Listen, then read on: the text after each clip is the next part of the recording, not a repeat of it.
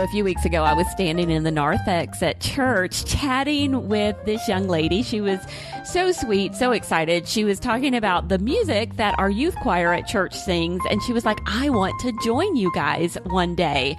Now, our youth choir at church actually has a minimum age of 9th grade, which is not really an age, but you have to be in 9th grade to sing in the choir. And so I asked her, well, what grade are you in? And she hesitated for just a second too long. And so I said, are you homeschooled? And of course, she was. Hi, everyone. I'm Pam Barnhill, and I have helped thousands of homeschoolers beat burnout, create doable systems, and bring more joy to their homeschool days. Welcome to episode 51 of the 10 Minutes to a Better Homeschool podcast. Yeah, this is what homeschoolers do. They have to stop and think about, what grade am I in, before they answer? Because the answer is, first of all, they don't necessarily think about grades very often. And secondly, the answer is not always all that simple. And we're going to be talking about that. Now, before we do, I just want to remind you, come on over to pambarnhill.com/Christmas and download your free Advent morning time plans. Every year at the holidays, we love to give away some kind of free morning time resource for you to just lean into the holidays and enjoy with your family. That's another thing homeschoolers get to do. And you will love these 3 weeks of Advent morning time plans. We've chosen the music, the poetry, the wonderful picture books, all the great activities, and you can just enjoy that with your family this holiday season. So pambarnhill.com/Christmas. Okay, so back to those grade levels.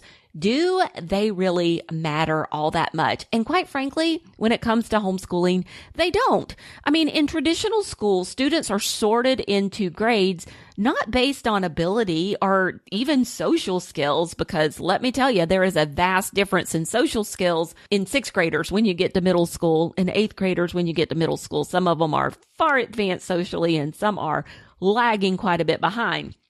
And this can actually be somewhat of a detrimental practice because it even physically, we would have 6th graders to 8th graders together at the same school, and those 6th graders coming in would be really small. And some of those 8th graders, especially if they'd been held back a couple grades, were really, really big. And so it is not a perfect system, even in the schools, but they have to have some way to sort kids. And the easiest way for them to do this is to group all the 5-year-olds together and say, hey, you're in kindergarten. And hey, take all the 10-year-olds together and say, hey, you're in 4th grade. It's just the one that the traditional schools have been able to do. It's not a perfect system, but they have to sort the kids somehow, and that's how they do it. Fortunately for us, homeschooling gives us way more flexibility and, frankly, the ability to just kind of like dispense with the grade level nonsense altogether. We don't have to worry about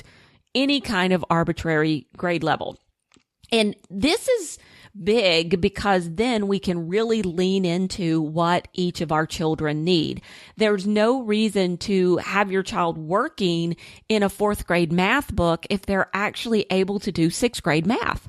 They might as well be working at a higher level because that's what they're able to do.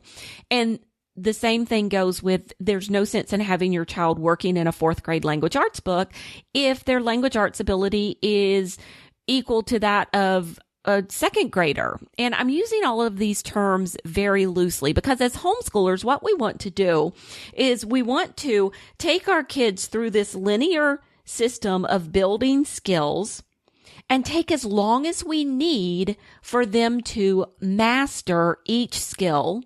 And it doesn't matter what number is on the book. In fact, my favorite homeschool curriculums are the ones that measure levels using something other than grade. So, for example, our favorite reading program is all about reading, and that it gives you level 1, level 2, level 3, and level 4, and those do not correspond with grade levels. The same thing with math. Our favorite math program for elementary school uses Greek letters. So it's alpha, beta, delta, gamma. And those don't correspond with grade levels either, especially because that math program is a mastery program. Actually, the reading program is as well. And so you want to start your child at the beginning, and you want to keep making progress, moving them forward.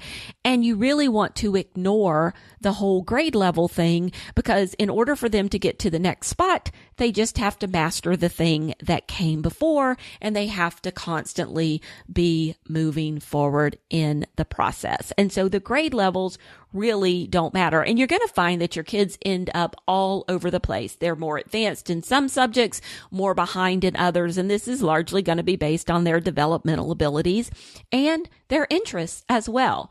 So grade levels really don't matter in the homeschool. What about when your kid goes outside of your home and maybe you go to church, or they're participating in some kind of sporting program out in the community? So what we did was we would just tell our kids, hey, you're in first grade, or hey, you're in third grade, or hey, you're in seventh grade. It doesn't mean anything, but just to let you know, in case somebody asks you, that's what you tell them so they can sort you with the other kids your age. And we just basically went with whatever grade they would have been in based on their age if they were in the public school system. And so that's just the easiest thing to do.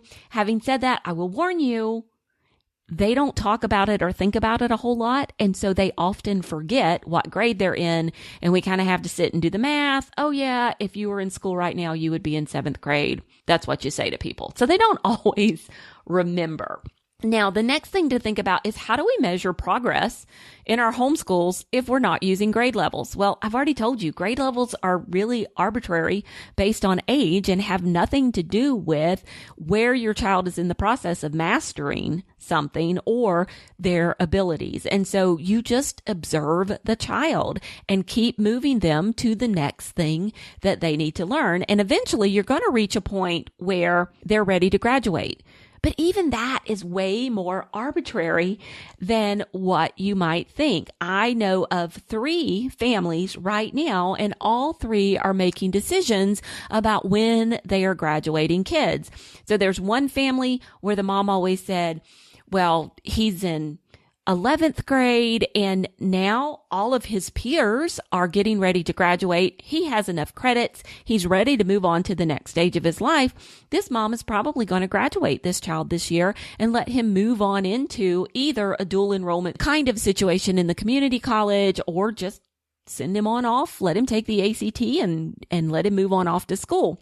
I know other families that are kind of doing the opposite situation, where technically their child is of an age to be a senior, and they're going to hold them at home for a 5th year, maybe do some dual enrollment, maybe do some more things at home, and just let that child stay home one more year before they go off, because that is the best thing for that child. So we need to look at the kids in front of us and decide, are they ready to fly? Are they prepared to go off? Or do they maybe need one more year to work on some things here? Or can you do some kind of a hybrid situation where you're letting them take a couple of community college classes, even if they already have enough credits on their transcript to graduate, you're letting them take a couple of community college classes. So it really, really is way more arbitrary than we think about it being when we remember the grade levels that we might have grown up with. And it all starts with the fact that homeschooling is so very child-centered. What does this kid need? What do they need right now? And how can I help them to be the absolute best they could be? And that is so much more important than any grade level. Okay, so if you would like to read this blog post, or maybe share it with somebody who doesn't listen to podcasts, you can come on over to the blog post for this episode of the podcast. That's at pambarnhill.com/TMBH51. And also you'll find a link to the Christmas download over there. And just thank you so much for being a listener of the podcast. Really, really appreciate you doing that and sharing it with everyone you know who homeschools and might be blessed by it. Thanks so much, and we will see you again next week. Until then, keep on homeschooling.